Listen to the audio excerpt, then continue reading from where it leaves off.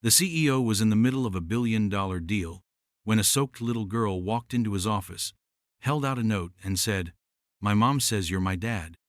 In one heartbeat, everything he thought he knew about his life and himself was rewritten.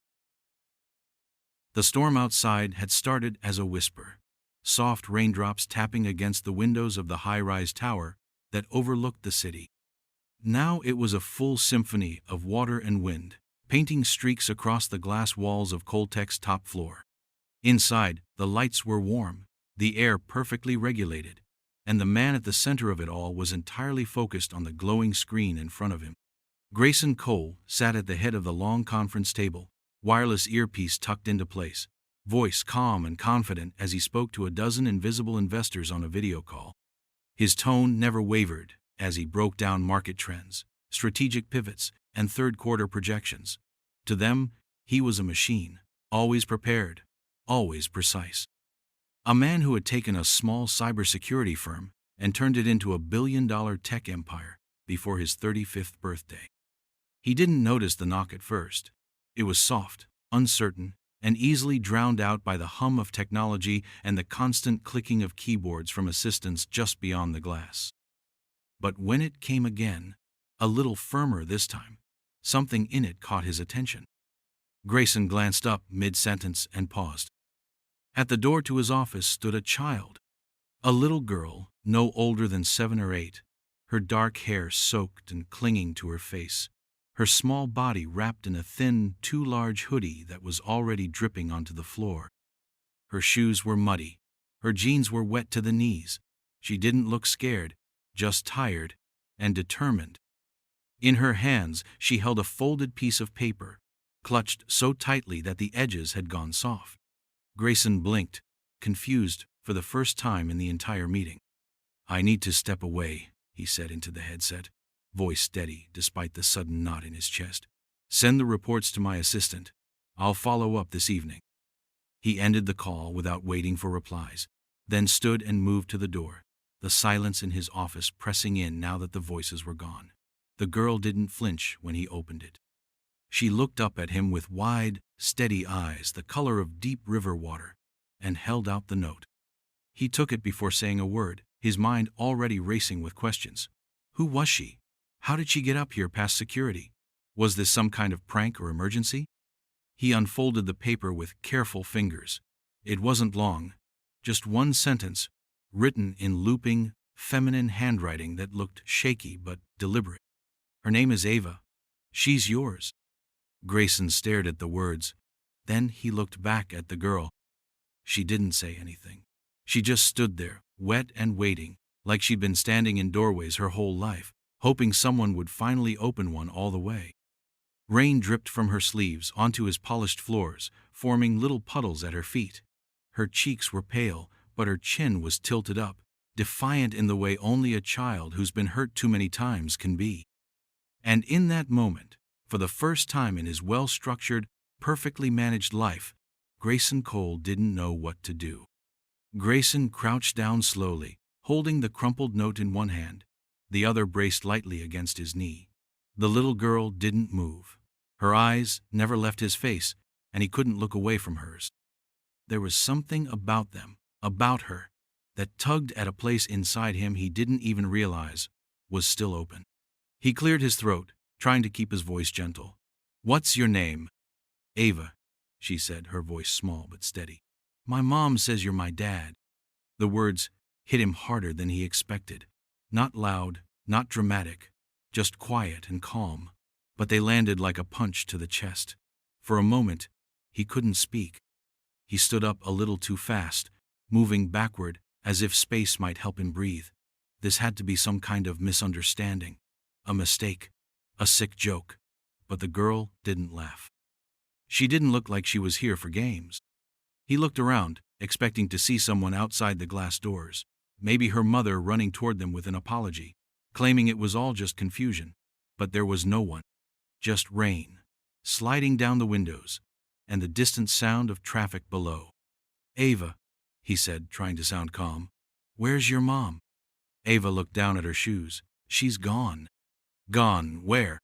She shrugged. She told me if something happened to her, I should come here. She wrote it down. The driver brought me. Grayson's head spun. He glanced toward the hallway, where one of his assistants was now watching through the glass, clearly unsure whether to intervene. He gave a small wave to hold them back.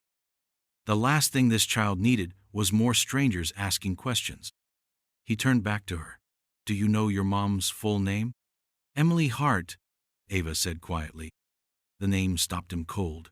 He hadn't heard it spoken out loud in almost 10 years, and yet it echoed in his chest like it had been waiting there. Emily, college girlfriend. The one who'd vanished without a word, taking pieces of him he thought he'd buried long ago. He hadn't seen her since their final summer together.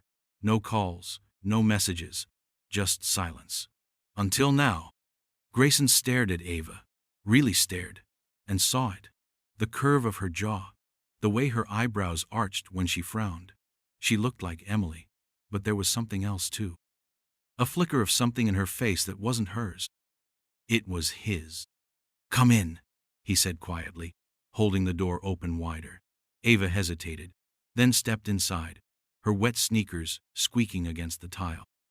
She hugged her arms around herself, dripping water onto the rug as she stood in the middle of his sleek, modern office that had never once seen a child. He reached for his phone. He needed answers. A hospital, a police report, something to explain how a little girl ended up on the top floor of his company claiming to be his daughter. But before he could dial, he looked at her again. She wasn't crying. She wasn't asking for anything. She was just standing there, as if the hardest part had already been done. My mom said if I found you, you'd know what to do, Ava whispered. Grayson lowered the phone. His throat felt tight. He didn't know what to do. But he knew he couldn't let her go. Grayson sat down slowly on the edge of the long leather bench beneath the window, the note still in his hand, slightly damp from Ava's grip and starting to curl at the corners. He smoothed it out carefully, as if the message might disappear if he wasn't gentle. The handwriting was familiar in a distant way, like a voice you hadn't heard in years but could still recognize in a crowd. Her name is Ava, she's yours. No other explanation, no contact number, no hint of where to find the woman who wrote it. Just a name at the bottom, signed in a quiet swirl of ink, Emily Hart. Grayson leaned back, the room suddenly too bright, too quiet, too clean for what was unraveling inside him. Emily. That name had once meant everything. She had been his first real love, back when life was still uncertain and messy and full of possibilities. They'd met during their junior year of college.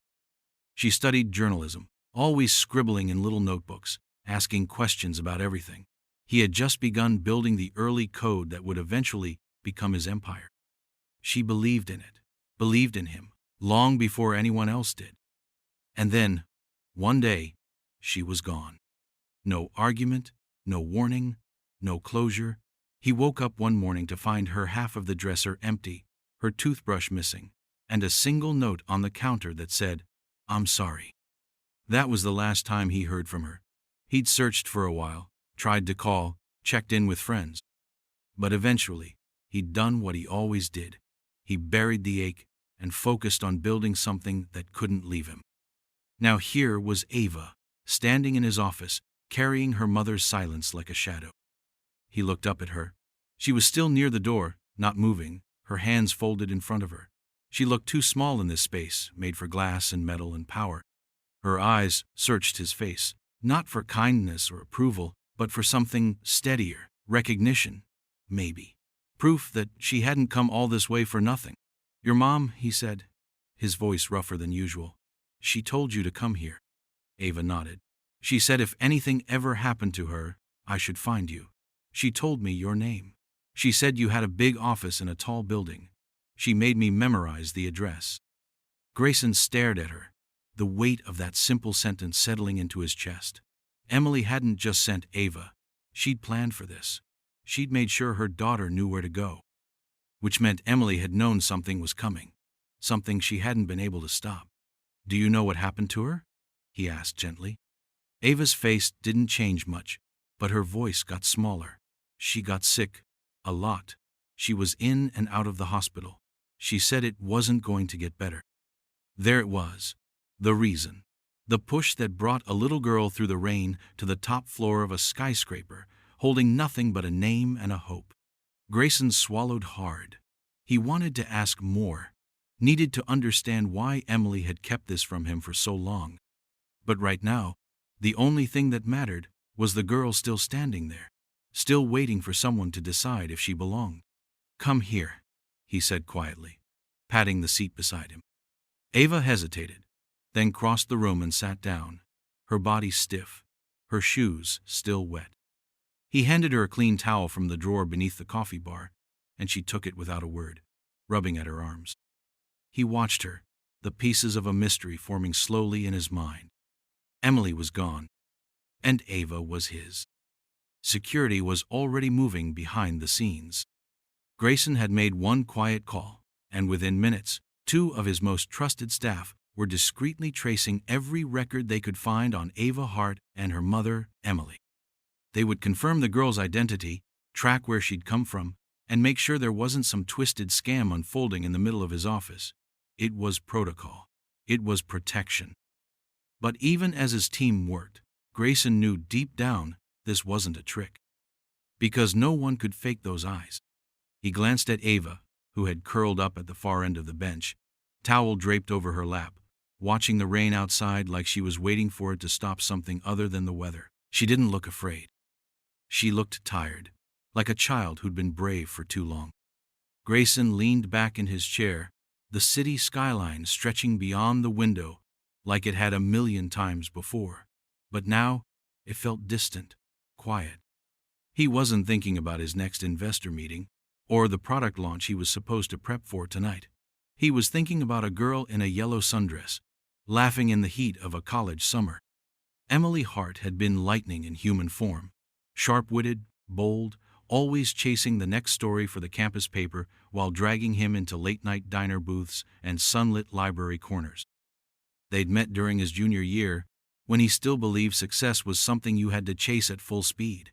She was the first person who didn't care about his future earnings or his code. She just wanted to know who he really was, and when he couldn't explain it, she had smiled and said, "That's okay, I'll figure it out for you." He had loved her fast and hard, the way only someone with no baggage can. That summer, they had shared dreams and bad takeout, and long conversations on park benches. She used to tuck her hair behind her ear when she was trying to be serious, and he used to forget the world every time she said his name. Then, just before senior year, she disappeared. No fight, no goodbye, no clue. One day, she was in his bed with bare feet and sleepy eyes, and the next, she was gone. He'd woken up to an empty pillow and a 3-word note on the kitchen counter. "I'm sorry, Grayson." He'd been so angry, he told himself it didn't matter, that she was just a detour on his path to greatness. But he remembered how he'd stared at that note for hours, hoping it would explain more if he just read it one more time. She became the one thing he didn't talk about, the name no one mentioned. A scar he worked around but never touched. Now that name had come back in the voice of a little girl with rain in her hair and steel in her spine. Ava hadn't asked for money. She hadn't demanded anything. She just said, "My mom says you're my dad," and waited to be believed. Grayson rubbed a hand over his jaw, feeling the old ache return. This wasn't something he could fix with lawyers or logic. This was something real, something messy. And somewhere inside him, the boy Emily once knew was waking up, unsure if this was a second chance or just the beginning of another heartbreak. The guest suite was on the 12th floor, far from Grayson's main office and even farther from the life Ava had just left behind. It was normally reserved for visiting clients or executives from overseas, but now it had been quickly prepared with soft blankets, clean clothes, and a quiet television humming in the corner. Ava stood in the middle of it all, looking out of place, like a child in a hotel room she didn't trust to be hers. Grayson watched her from the doorway. She hadn't said much since they left his office. She'd accepted the dry clothes, murmured a thank you, and sat on the edge of the bed with her hands folded in her lap like she was waiting for someone to tell her the rules. She didn't ask about food, didn't touch the remote, didn't explore the shelves or peek in the bathroom.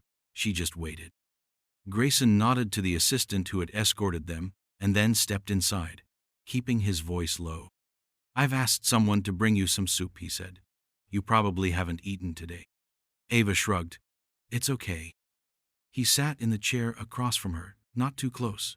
"It's not okay, Ava. You're a kid. You should have food, and dry clothes, and a safe place to sleep." She looked down at her knees, then quietly said, "My mom did her best." "I'm sure she did," he said, his throat tightening. Back in his office, his legal team was already working quietly. He'd made one phone call to someone he trusted beyond the walls of the company, and arrangements were set in motion. A discreet lab technician would come by in the morning. They'd collect what they needed without asking questions. Ava didn't know any of that yet, and he didn't want to scare her, but he needed answers. He needed certainty. Because even now, with the truth dancing just beneath the surface, his mind kept spinning. Could it really be? Could she truly be his daughter? The resemblance was hard to ignore. Her eyes held the same focus he remembered seeing in the mirror during late-night coding marathons. Her frown, when she was thinking, curved the same way his did. And there was something about the way she held silence like armor. He understood it, because he wore the same kind. Still, he couldn't let emotion make the decision for him. People lied. People made mistakes. People wanted things from him all the time. But Ava hadn't asked for anything. She hadn't cried, hadn't begged. She had just stood in his office and told him a truth she believed, without knowing whether it would change anything at all. That, more than anything, made him want to believe her. "You can stay here as long as you want," he said softly. "You don't have to worry about anything tonight.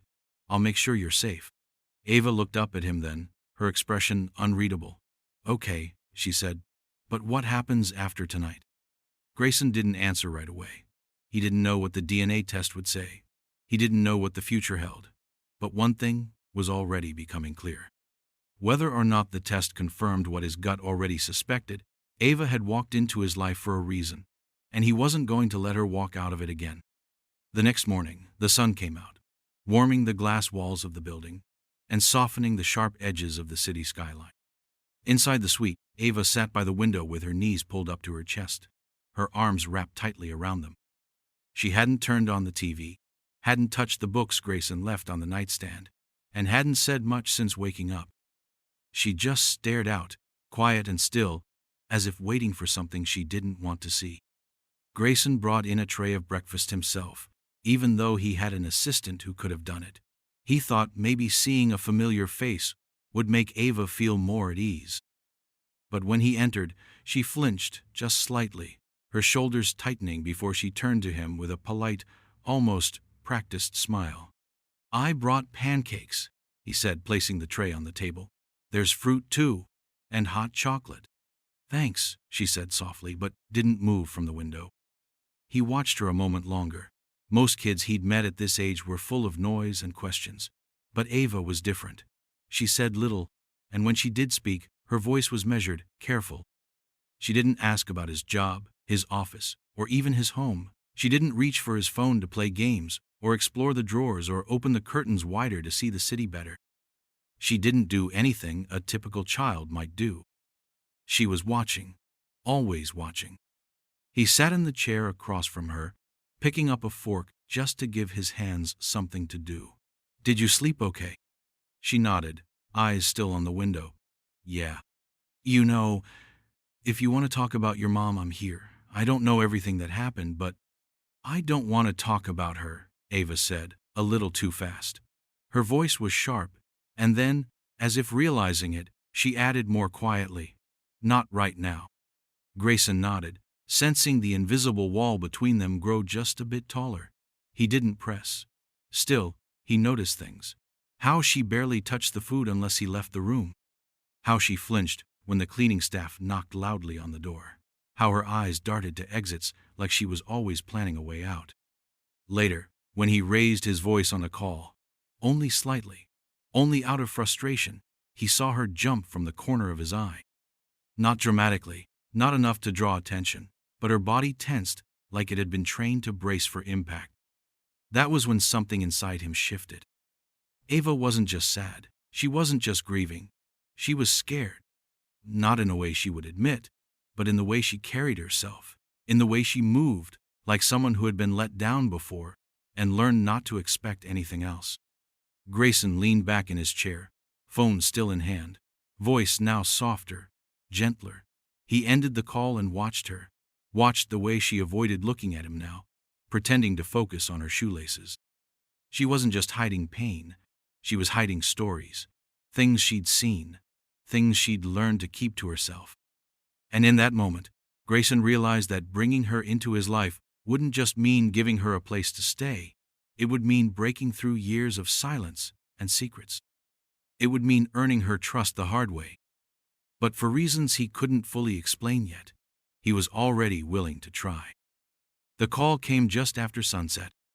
Grayson had just returned from checking in on Ava, who was finally asleep on the couch, a blanket pulled up to her chin and her small hand clutching a stuffed bear one of the assistants had found in the donation closet. It was the first time he'd seen her rest without tension in her shoulders. He didn't want to disturb her, but the number flashing on his phone screen made his chest tighten. The voice on the other end was calm, practiced, but kind. A hospice nurse from a small care center outside of Portland.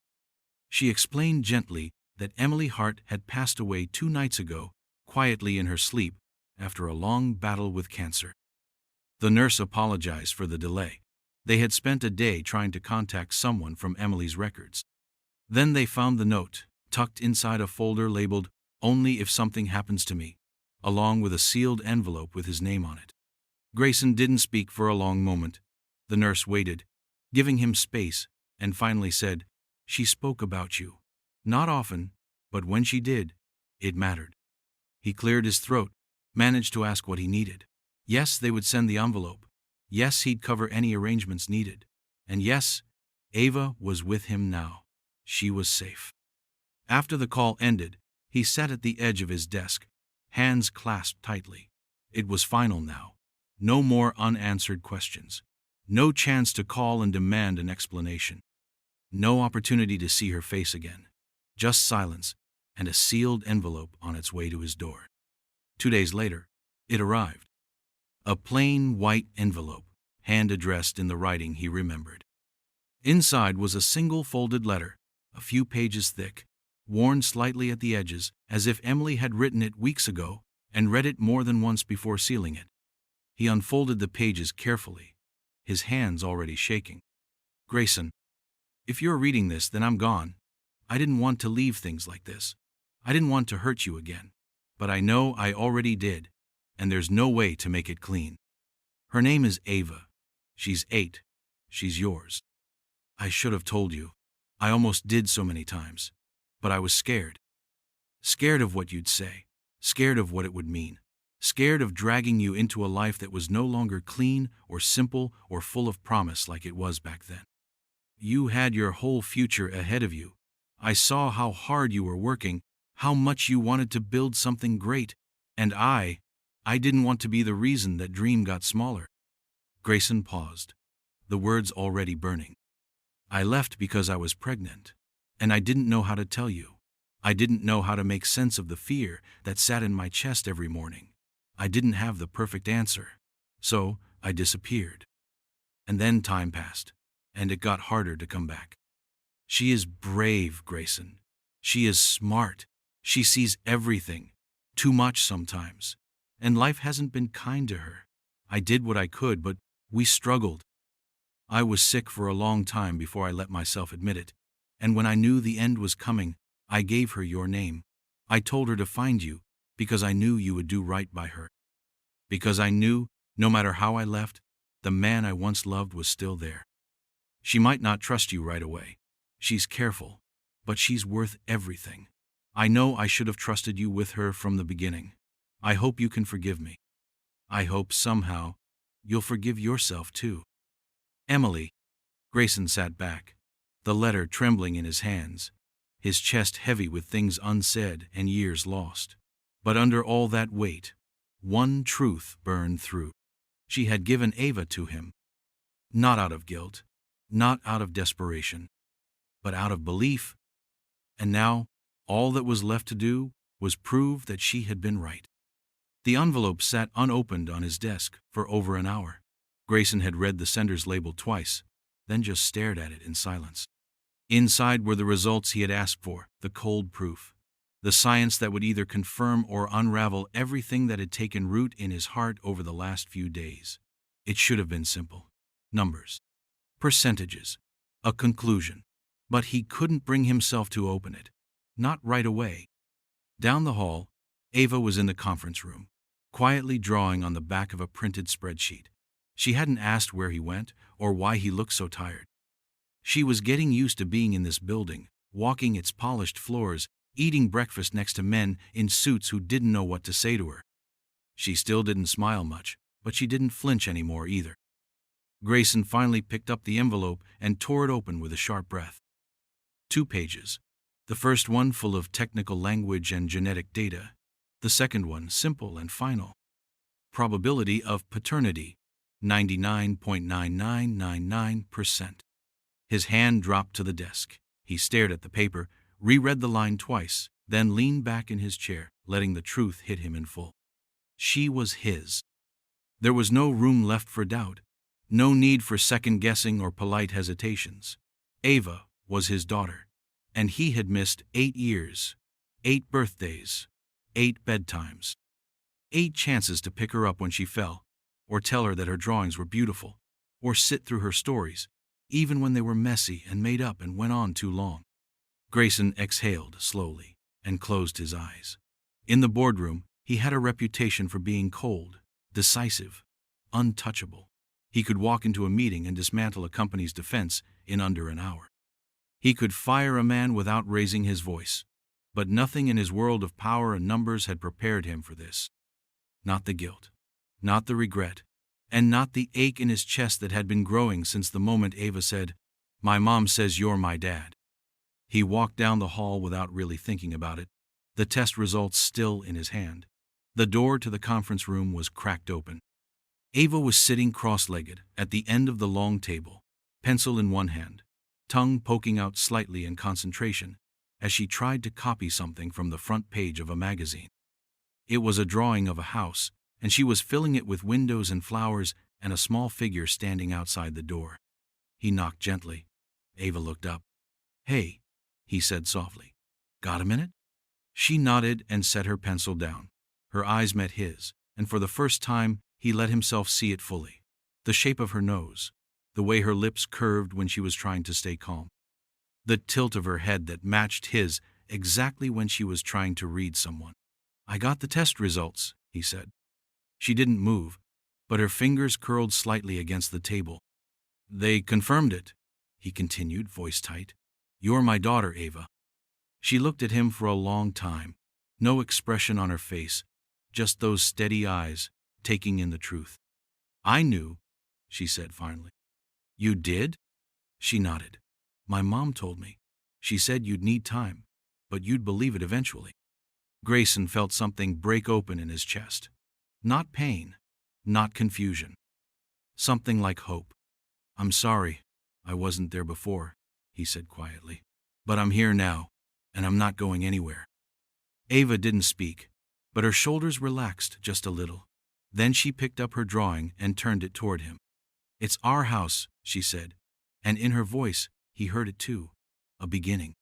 The papers said it all. The test results were undeniable. Legally, biologically, there was no question now. Ava was Grayson Cole's daughter. The proof sat in a file on his desk, stamped and signed, the kind of evidence that held up in courtrooms and boardrooms. But papers couldn't teach a little girl to trust.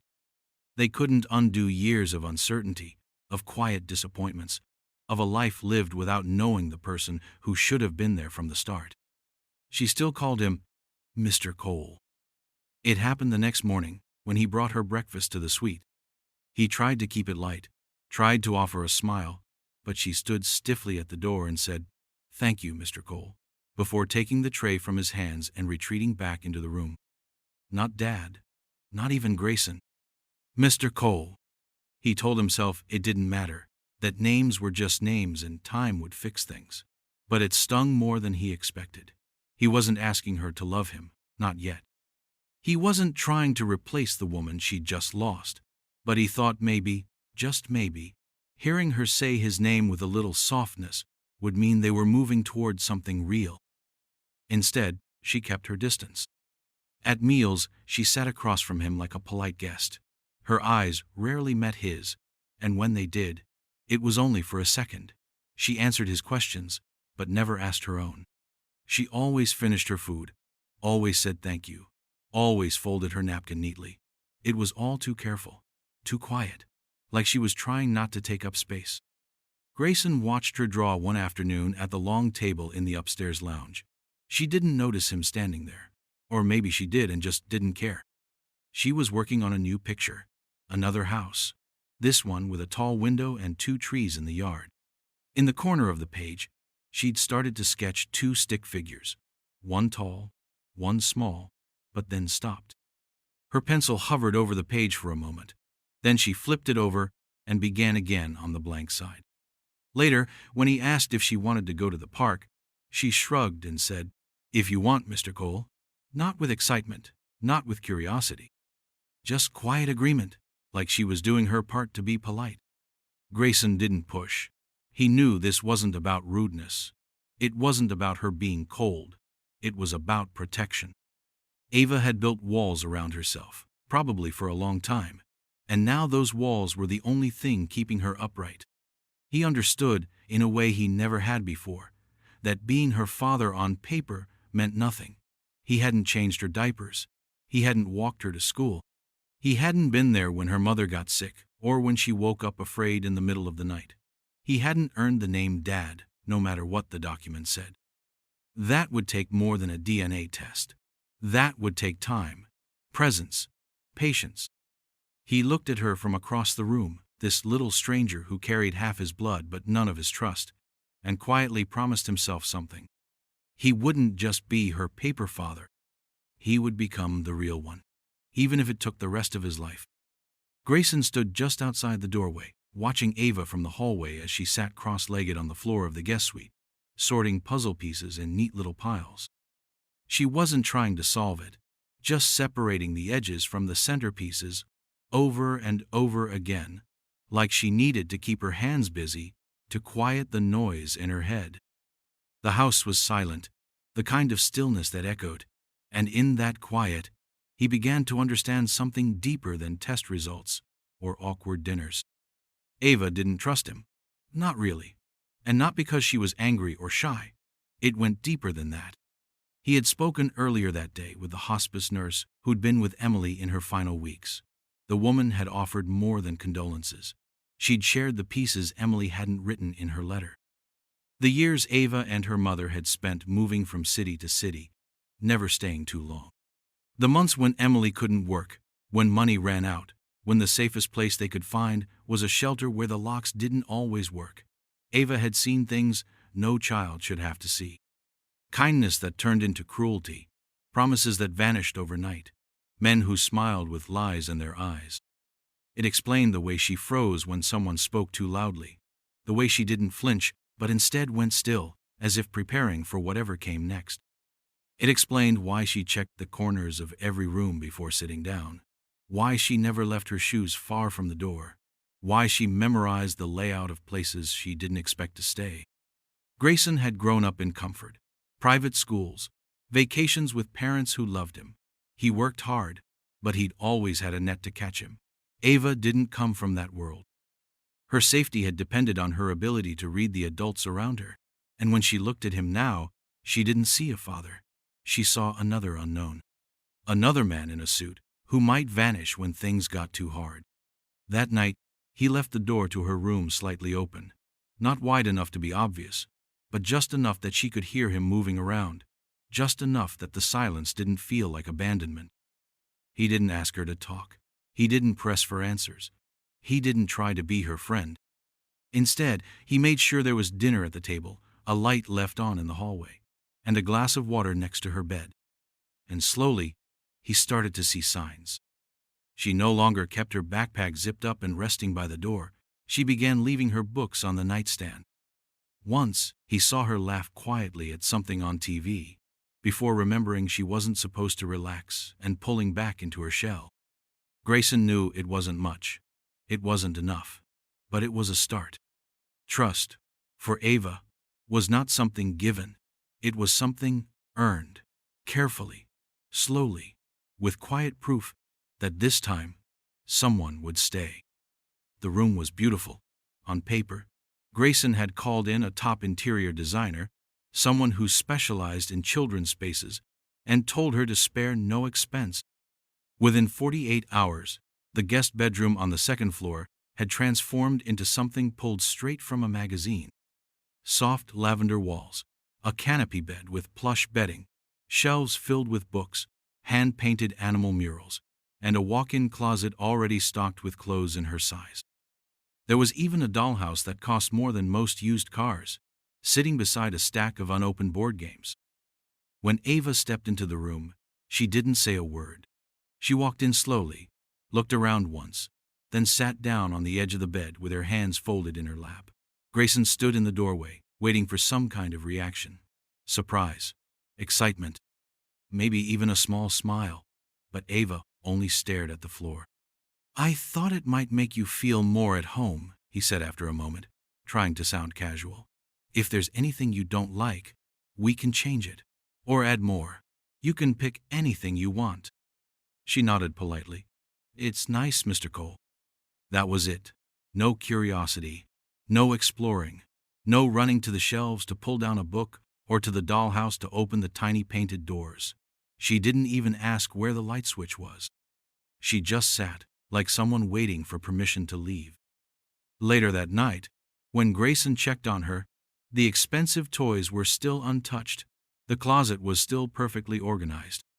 Ava was curled under the covers, but she hadn't even unpacked the stuffed bear from her backpack. It was still zipped tightly, resting beside her pillow like a shield. Grayson sat in his office afterward, staring at the security footage, something he only checked because he didn't want to intrude, and watched her sit in that perfect room, still and quiet for hours. He realized the mistake then. He had tried to buy comfort, tried to solve her sadness the way he solved business problems, with speed and precision and money. But Ava didn't want any of it. She didn't want glittering chandeliers or name-brand dresses or an artfully decorated ceiling. She wanted something real, something steady. The next day, he canceled the decorator's next visit. He donated half the toys. Then he walked into Ava's room that evening with a blanket under one arm and 2 mugs of warm milk in his hands. "I thought we could sit on the floor," he said, setting the mugs down. "No plans, no talking if you don't want to, just be here." She looked at him carefully, unsure, but then she nodded. So they sat, cross-legged, side by side, sipping warm milk while the city lights flickered outside the window. No words, no pressure. Just presence. And in the silence, something shifted.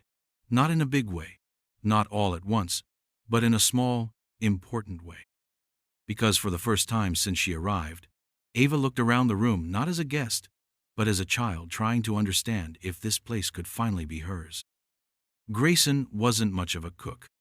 He could negotiate billion-dollar contracts, launch security software that protected millions of users, and lead entire teams with a single sentence, but he had never learned the rhythm of a kitchen.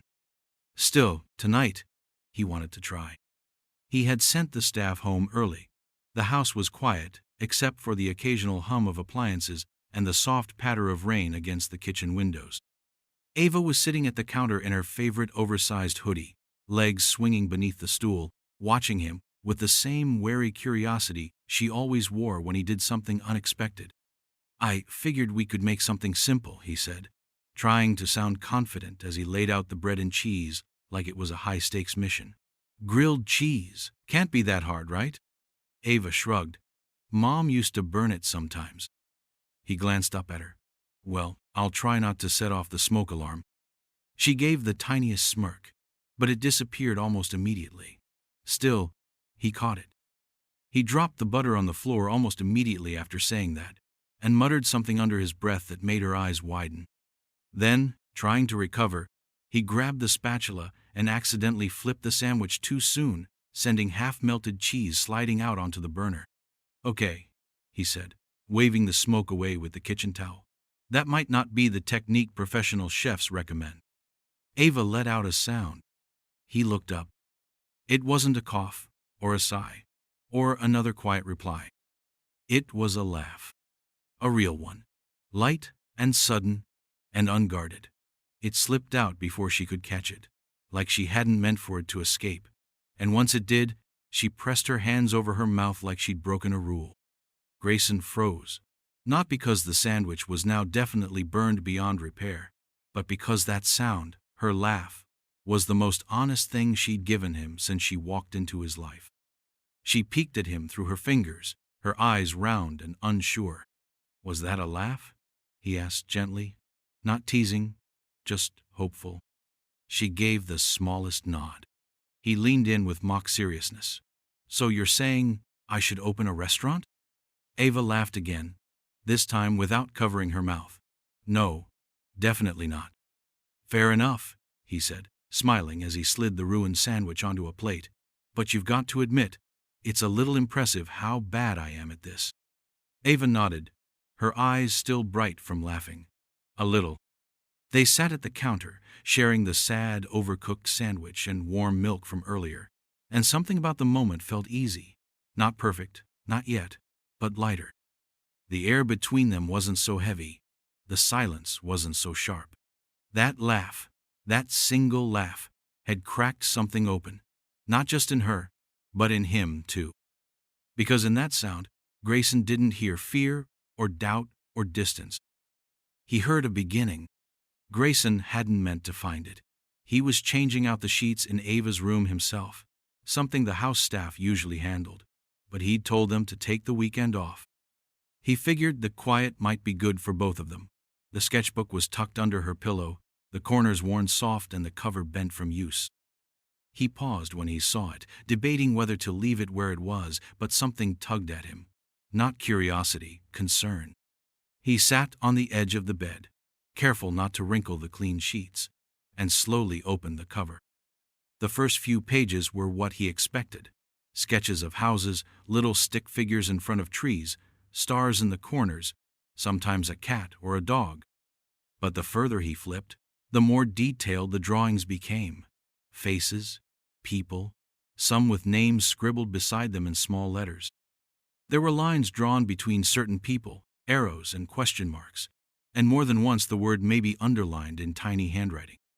Then he turned to a page that made him stop breathing for a moment. It was a drawing of a man. Tall, thin, sharp eyes. His mouth was a straight line, and something in the angle of his shoulders made Grayson uneasy. Ava had circled him with thick, dark pencil strokes, over and over, pressing into the page so hard it nearly tore. Beside the circle, one word was written in block letters. Bad. Grayson's stomach tightened. He flipped to the next page. It was a list. First names only. Some had check marks beside them, others had nothing. But one name matched the sketch. Vince. Grayson didn't know who Vince was, but something about the way the name was written, bolder, darker than the rest, told him Ava did. He placed the notebook down slowly, then walked to his office and opened his laptop. He typed in the name, adding details he remembered Emily mentioning years ago. After a few tries, the search started to narrow. A man named Vince Callahan, former boyfriend, known for a string of small-time fraud charges. Nothing major on record, but whispers on forums, message boards, even an old article buried deep in a local newspaper. A history of scams, temporary girlfriends, quiet disappearances. And then Grayson found it. A court case that never went to trial. A sealed file. The plaintiff listed only by initials, E.H. Emily Hart. He leaned back in his chair, heart pounding. This man had been part of Emily's life at some point after she left. Ava must have met him, must have seen things, heard things, maybe worse. And whatever had happened, it had left a mark strong enough that she carried it with her, sketching it again and again in silence because she didn't trust words to be safe. Grayson stood and walked to the window, looking out over the city, fists clenched at his sides. He had spent so much time trying to bring Ava into his world, into comfort, into safety, but he hadn't realized how deeply she'd lived in fear. How many secrets she still held close, trying to protect herself the only way she knew how.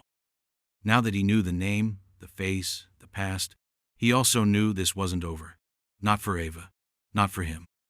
She knew more than she ever let on. And if Vince Callahan was still out there, Grayson was going to find him. Not just for answers, but to make sure he never got close to Ava again. Grayson stood by the tall windows of his office, holding the file his private investigator had delivered just an hour ago.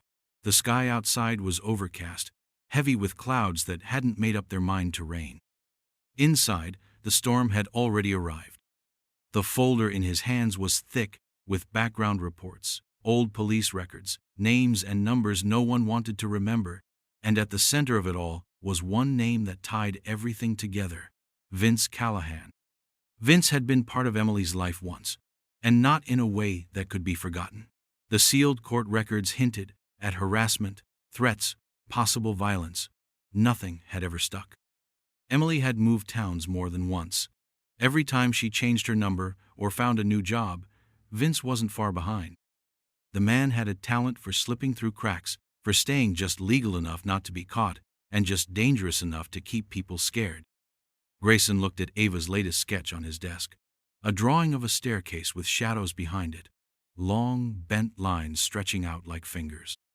There were no faces this time, just darkness reaching up toward a small figure sitting at the top step. The figure had hair like Ava's. The message didn't need words. He walked downstairs and found her sitting on the couch, curled up under a blanket, her tablet resting on her lap. She looked up when she heard his steps, but said nothing. She didn't smile. She didn't run. She just watched. He sat beside her, careful to keep some space. "Ava, can I ask you something?" She didn't nod or speak, but she didn't move away either. "Do you remember a man named Vince?" Her body stiffened, the tablet shifting slightly in her hands. Grayson lowered his voice. "It's okay. I just need to know. Did he ever hurt your mom?" Ava's hands tightened around the edge of the blanket. He yelled a lot, broke things. One time he pushed her and she hit her head. She said it was an accident, but I saw it. Grayson closed his eyes for a second. "Did he ever hurt you?" "No," she said quickly, but her voice was hollow. "He didn't have to. I knew not to talk when he was around." That quiet confession shattered something in Grayson. All the money in the world couldn't buy back the nights she'd spent holding her breath, listening to fights through thin walls, waiting for footsteps that could mean anything. "He's been asking about you," Grayson said gently. "We found out he's still looking. He knows you're here. He knows about me." Ava didn't answer. Her eyes dropped to the tablet, and her shoulders curled inward like she was trying to make herself disappear. "But I won't let him near you," Grayson continued. "No matter what happens, do you understand? This is your home now, and I will protect it." For a long time, Ava said nothing. Then, without looking at him, she whispered, "He always finds people." Grayson reached over and placed his hand gently over hers. "Then we make sure he doesn't find you again, ever." Outside, the clouds finally broke and rain began to fall in quiet sheets. But inside the house, for the first time that day, Ava let herself lean just slightly against him. Not fully, not yet. But it was a start, and he would fight to protect it. The silence hit first. Grayson noticed it when he passed the guest suite just after 9. The usual glow from Ava's nightlight wasn't coming through the crack under the door, and the faint sound of soft music she sometimes played while drawing was gone. He knocked gently, waited, then pushed the door open. The room was empty. At first, he told himself it was nothing. Maybe she had gone to the kitchen for water, maybe wandered to the lounge to find another book.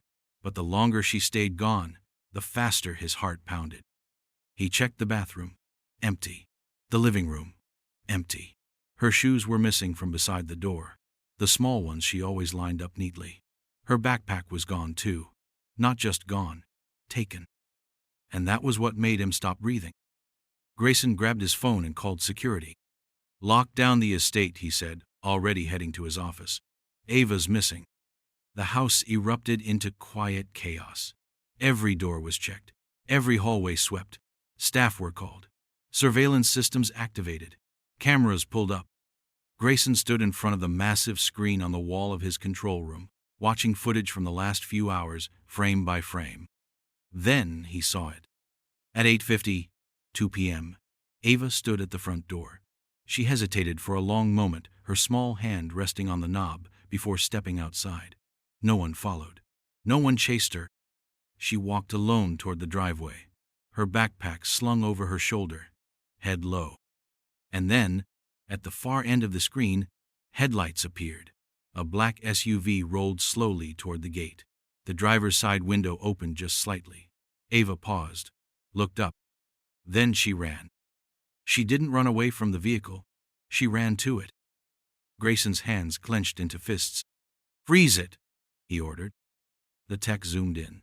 The license plate was obscured, but the shape of the vehicle matched the description already tied to Vince Callahan from earlier searches. He'd been careful, but not invisible. And now he had Ava. "She didn't run," Grayson said under his breath. "He came for her. He pulled her out." His voice shook with rage and fear, emotions that had no place in boardrooms but burned like fire in a father's chest. He had promised her she was safe. He had told her no one would hurt her again. And now she was gone. He called every contact he had: private investigators, law enforcement allies, former cybersecurity partners who owed him favors. Within 30 minutes, roadblocks were being set up. Facial recognition was scanning traffic cameras across the city. The SUV was already on the radar of more than one agency. But none of that mattered if they were too late. Grayson stood alone in the control room. The footage paused on Ava's last glance back at the house. Her face was tense, not scared, but braced, like she knew what she was doing, and hated every second of it. He didn't care how far the man ran or what it cost to find him. He would bring her home. Or he wouldn't stop. Grayson hadn't slept in 2 days, not really. Maybe a few minutes here and there, sitting upright in his chair, or leaning against a cold wall in the command center he'd built inside his home. His team had turned every screen, every server, every tool into a lifeline, trying to find one little girl who should never have had to run. He didn't yell, he didn't break things, he just kept moving, kept calling, kept hoping. Then, early on the third morning, the phone rang. It wasn't his security team, it wasn't a federal contact or a software trace. It was Emily's nurse. "I didn't know who else to call," she said, her voice tired. "I was cleaning out some of Emily's things and found a second emergency plan she wrote out. It lists a location, just an address, no explanation. I think it's a place she once stayed when she was hiding from him." Grayson didn't hesitate. He forwarded the address to his lead investigator, then got into his car and drove. It wasn't far. An old rental cabin outside the city, tucked between quiet woods and a narrow dirt road. No lights, no other cars. But the black SUV was there, parked beneath the trees like it belonged in the shadows.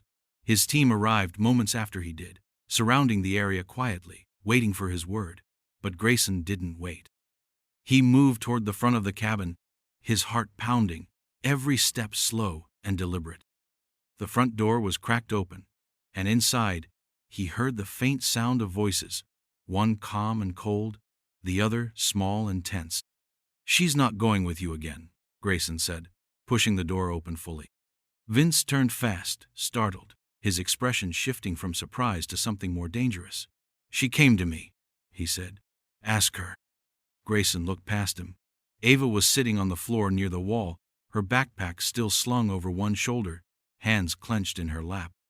Her face was pale, her lips pressed into a line, but her eyes lit up the moment they met his. "Did he hurt you?" Grayson asked, not taking his eyes off her. She shook her head. "Not yet." Grayson stepped further into the room. "She's coming home." "You think you can just take her back?" Vince's voice grew louder. "You think a few guards and a fancy car make you a father?" Grayson didn't flinch. "No, but staying does." He extended his hand toward Ava. "Come here." For a second, no one moved. Then Ava stood, slowly, like every part of her body was still unsure. She crossed the room step by step, until she was close enough to grab hold of his coat. She didn't say anything, didn't cry or scream, just pressed her face into his side and held on. Grayson wrapped one arm around her, shielding her as he turned toward the door. "You try to follow us," he said to Vince, "and I will destroy everything you've touched. Quietly, permanently." Outside, his team moved in. Inside his chest, something finally broke free. Because Ava hadn't just come back. She had chosen him. And this time, he was never letting her go.